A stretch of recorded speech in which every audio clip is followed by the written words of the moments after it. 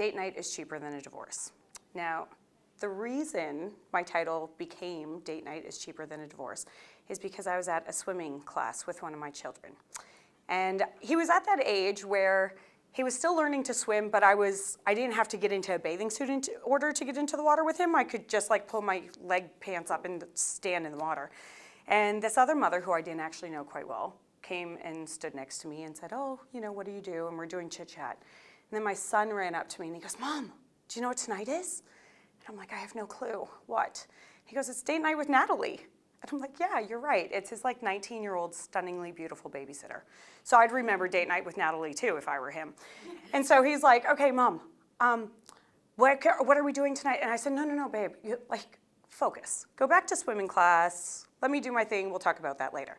So the other mom and I, who, again, I don't really know so well, said, oh, God, that's so lovely. You guys do date night? We'd love to, but we have kids and we have no one to watch kids and, dates are expensive and I don't know when we'd find the time. And in reality, all I heard was excuses.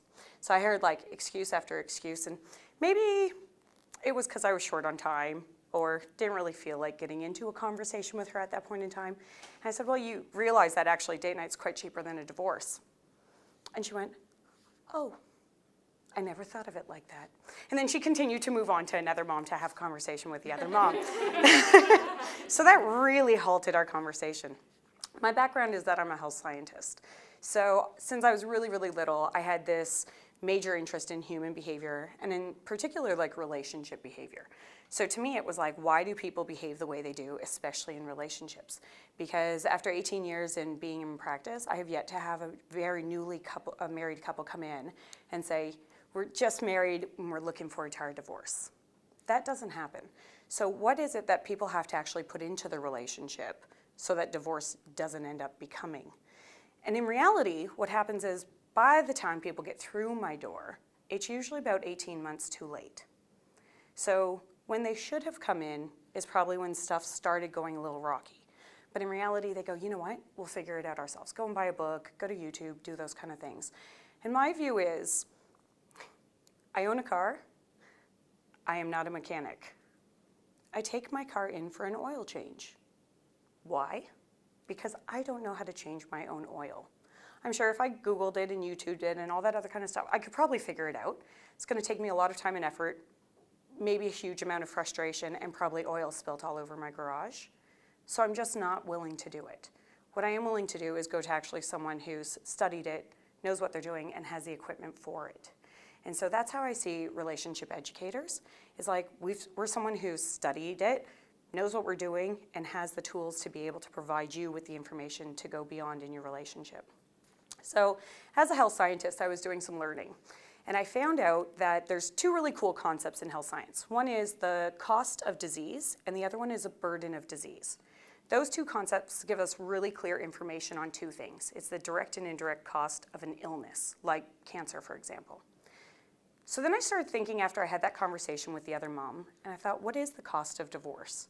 What are the indirect and direct costs associated with divorce? Because we kind of roughly know what it's going to cost to get married, but what about divorce? So I kind of geeked out a whole bunch of research, and I found that on average, a divorce is going to cost you $150,000. And that's the same for Canada, the US, Spain, the UK, and Norway. Regardless of where you are in those countries, you're looking at about $150,000 if all of your total assets are less than $1 million. So if it's more than $1 million, kind of that price goes up exponentially. So then that's good to know what the cost of divorce is. But in reality, what can I spend to actually save having that cost? So if you do 2 nights a week, or 2 dates a month, sorry, because I'm actually realistic, 2 nights a week is ridiculous. So 2 dates a month. One, I'm going to call it the splurge date. It's like the date that you kind of don't mind spending a little extra money, spending extra hours, so if you have kids, you're spending more money on a babysitter or whatever it might be. And one that's like a low cost, no cost. We live in one of the most beautiful places on earth. Pack a picnic, go to the park, or get an ice cream and watch the sunset over the ocean. We have so many opportunities to have low cost, no cost dates, and I think sometimes people don't kind of jump on those. So if you have one splurge and one low cost, no cost date a month, it's going to give you 24 dates a year, and that's roughly going to cost you about $2,500. I don't know about you, but to me, that's a lot more digestible than $150,000 of loss. So we have the ability to foster communication and foster relationships, and oftentimes we just don't know the steps of what to do. This is you. This is everything you know, where you grew up, what you learned, all the great things about you. Each one of these is one of your strengths. You're actually really, really good at these, and you know they are because they kind of stick out. These ones here is what I like to call growth areas. I don't really want to grow another appendage here, but I know that I could actually probably find someone to help me out with these areas. We are really good at communicating to ourselves. When you find another partner who has all that other kind of stuff, ideally in a relationship, it should look like this. But it doesn't, and that's why I'm going to be in business for the rest of my life. So what we do instead is we go, this is me, and these are all the great things about me. I don't really kind of want to show you those things.